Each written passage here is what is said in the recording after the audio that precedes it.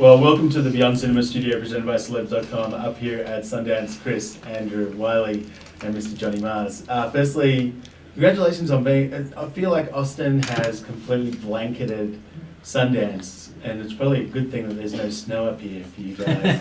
You guys probably not used to it, but your first time up here, which I found hard to believe. We talked about it a second ago outside. How's that feel for you, kind of having had this kind of already an amazing career on the indie film scene? To be at Sundance now, 10 years, kind of 12 years after the fact. Yeah, well, as we were just saying out there, you know, a lot of filmmakers come to Sundance to start their careers, and I'm coming here to just finish it off. He's like, I'm not even using actors anymore. that's how anti the whole thing I am. What was that decision?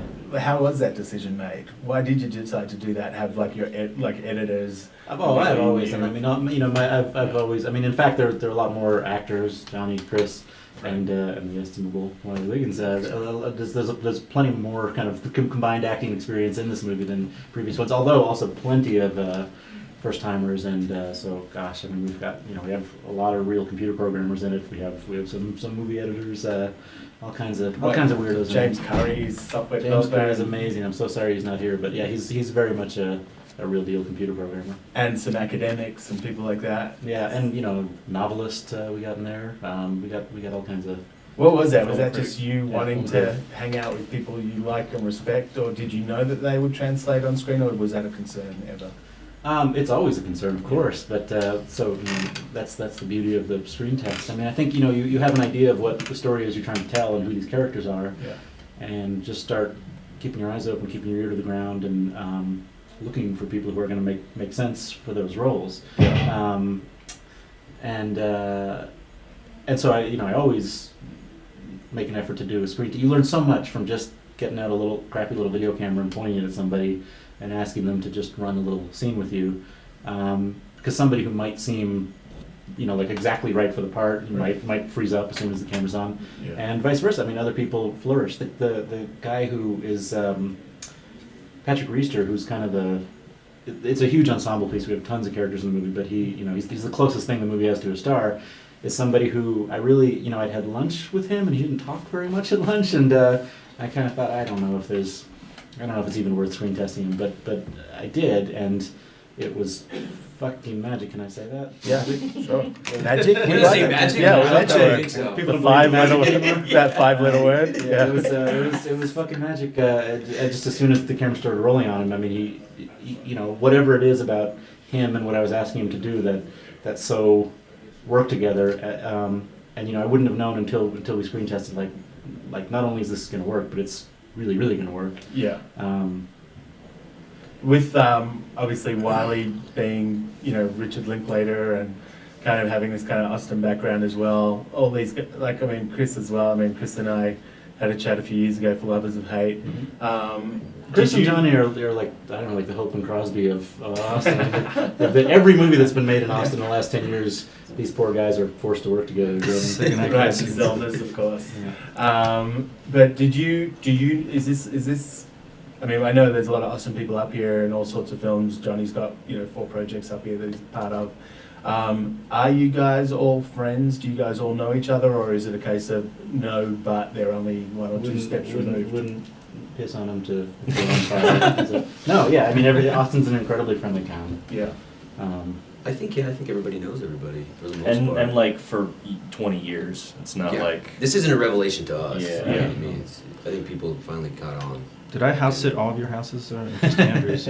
He'll send, Chris likes to house sit your place and send you weird pictures while you're gone. I didn't realize that was for everybody. It's happening everywhere. I haven't done that to you yet. There's a reason. Okay. I kind of feel like you guys have all been making movies together potentially for 20 years, but now people are actually giving you money to do it. They're giving us money? Yeah. Wait we a haven't minute. heard about that. But you use USA projects for this, right? Yeah. Why did you choose that route instead of like Indiegogo and Kickstarter and stuff like that? I did that come to you? Or?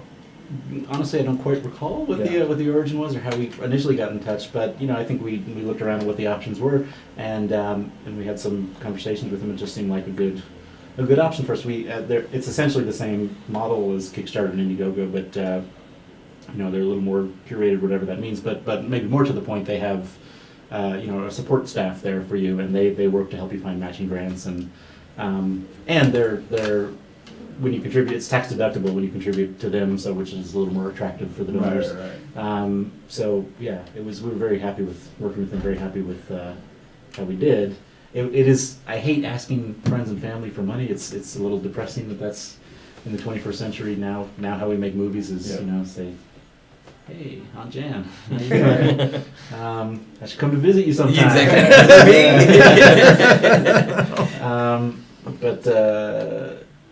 And having to promote the movie before we made it. I'm superstitious, so I don't like that part of it. But it all worked out. We had fun doing our little campaign for it, and certainly it's like so much of making movies. It's just overwhelming and thrilling to see people come out to support. And it's kind of embarrassing that like that form of support is you've begged somebody for $20 and they've given you $20, but it's also it's so nice, so sweet of you to give me $20. I really appreciate it. It's great.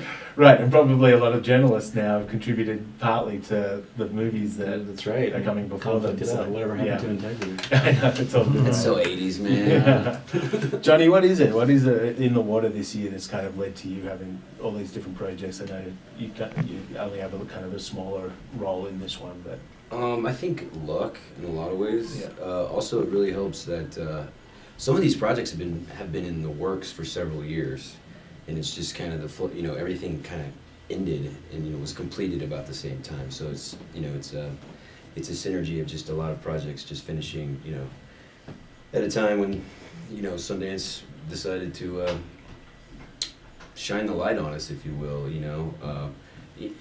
Also too, like all these movies were made within about 5 miles of each other, so it's not like I was, I wasn't doing a lot. You know what I mean? Like, yeah. It's friends call and they ask you if you want to come play with them, and absolutely, it's more of an honor than anything, And then, absolutely, I think there's 10 projects up here from Texas. Something like that. I keep hearing a number like this. I'm not sure. No one's broken it down for me, I guess, but.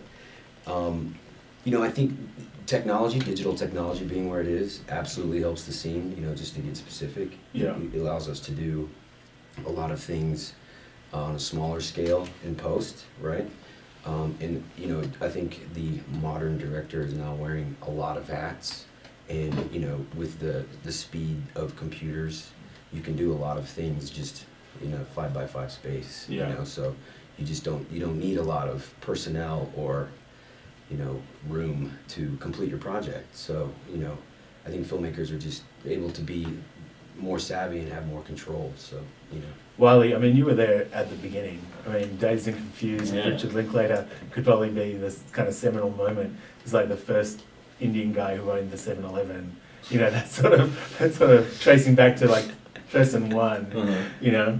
So for you, having watched this transition, and also watch the transition in Austin itself. I mean, a lot of these food trucks are now actual storefronts. Yeah. It's been really weird seeing Austin transform. I think that's like been one of the strangest, because I actually was born there, and I grew up there, and I've kind of like moved away, and I keep sort of gravitating back, and seeing it make that sort of transition from like medium-sized city to like, oh my God, we need public transportation. It's the end of the world. Is both exciting and terrifying. And it's great. It's really cool. I'm very at home there, and I really love my circle of friends, because I'm really not like a working actor anymore. I actually work software development with James Curry, and I have an indie game studio together. But it's really great just because over the years I've met so many great people like David Zellner and Rick obviously and Andrew, that I will occasionally get a phone call and people will ask me to come be in a movie, and I don't have to go audition.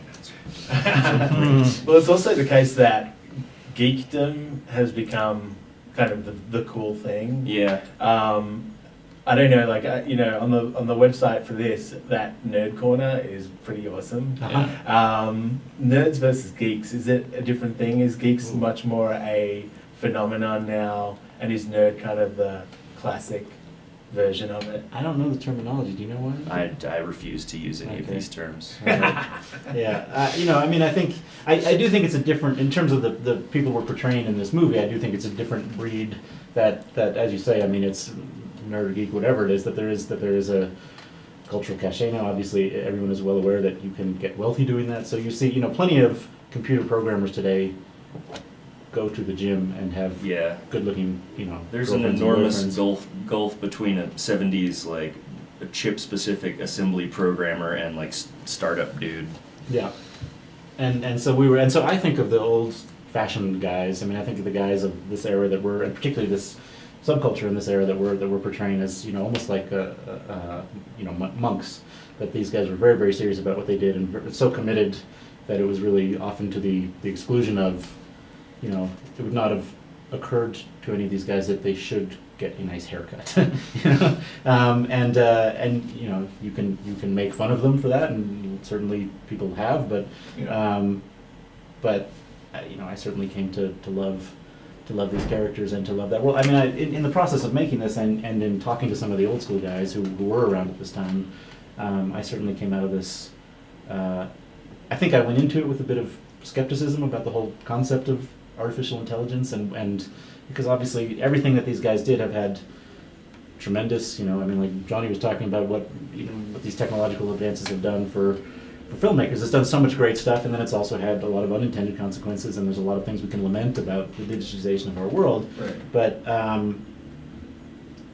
But I came to love those guys more and more, and to think, whatever bad came from it, it's not because these guys were ignorant of that or weren't thinking ahead. I mean, they were just climbing a mountain like all of us do. I mean, every action you take, the world changes. Yeah. And they just happened to be the agents of that change, and they were. Are they purists in a sense? They are absolutely purists. They're absolutely purists, and that's something that scary purists can do scary things, but purists are also kind of they're magical people, and Lord knows it has a lot in common with being a indie filmmaker and thinking that that's important. Yeah. Chris, I mean, how was it for you coming back into this world of 1980?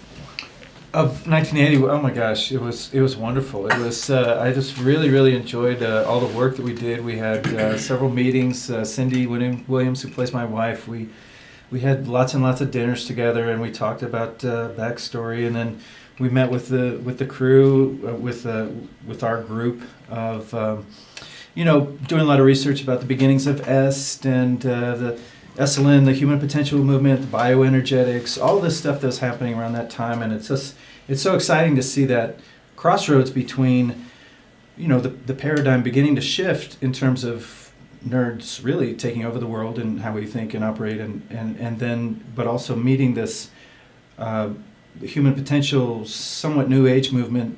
And there's that slight overlap in this movie, but the human potential movement kind of leaked its way into the workplace. There used to be a movement to change the world. Now there's workshops to change the workplace in a way. So you can kind of see. I don't know. That's sort of my leap from the after part of this movie. But we had the scene with the bread was something that we all enjoyed doing after seeing something from the period, a beautiful black and white picture of couples on a flowing beach in Del Mar, and they were all touching and smelling this bread, and we all just thought, Chris found a great old hippie book and had a great picture of hippies molesting bread, and we thought that's going in the movie. I wouldn't put it exactly that way, but yes, I was wondering what that was. I was like, what? Yeah, I highly recommend that people check out the Nerd Corner on the site, and of course the music as well, which you can download for $5, which is pretty sweet. Yeah. I think that's a good idea. Yeah. Adam Balalow and the Zellners and Mark Duplass and all these guys, they're all in the thanks credits. Mhm. Is that because you consult them on a creative level, or because they were the sort of aunts and uncles who chipped in the 20s? I think everybody you just mentioned chipped in some money, Yeah. and Zellner certainly is. Zellner lives in Austin, and so he was somebody who looked at a couple early cuts of the movie. There's with a movie like this, you start to show it to people and get feedback, and of course you're going to get all kinds of feedback, and you have to filter it. But it was really important to me. David and Todd Rohal were two guys who I was so happy that they liked it early on, because I thought these are the guys who should like this movie. Yeah. Because they're fucking insane. But I was surprised to see some names on there. I mean, I met Heather Courtney at South by a couple of years ago with her film that I thought was amazing, her doc. So her name was on there as well, and then Jeff Nichols, of course, and Yeah. so it's just. Everybody, it's a small town. It's a really small world. But it Yeah, seems really like is. it's small, but I mean everyone's doing such really cool work, so it must be pretty exciting. It's great. It's again, I've never known anywhere like it. You know, I've known, you know, I made movies in Boston, I made movies in New York, and I've had obviously great experiences doing that, and obviously, so many people. You know, those movies couldn't have been made without lots and lots of support and lots of help from everybody. But it's nowhere is quite like Austin, just in terms of such a rooted community and such an incredible. It's like everybody in New York is nice, but not everybody in New York will drop everything they're doing to run over and help you Yeah. the way that they do in Austin, and it's just extraordinary. Yeah, well, congratulations on having the film up here. Congratulations on being here. I couldn't believe that also it was like 10 years since Funny Ha Ha played. Yeah. So it's kind of nice, a nice kind of next. I think it's the beginning of the next chapter. How about we, rather than the end? No, let's just say it's over. It's a new book. It's a new book. It's a new book. It's a new book. Very Yeah. cool. Well, congratulations and thanks for spending a few moments with us. Thanks so much. Absolutely. Thank you. Thank you.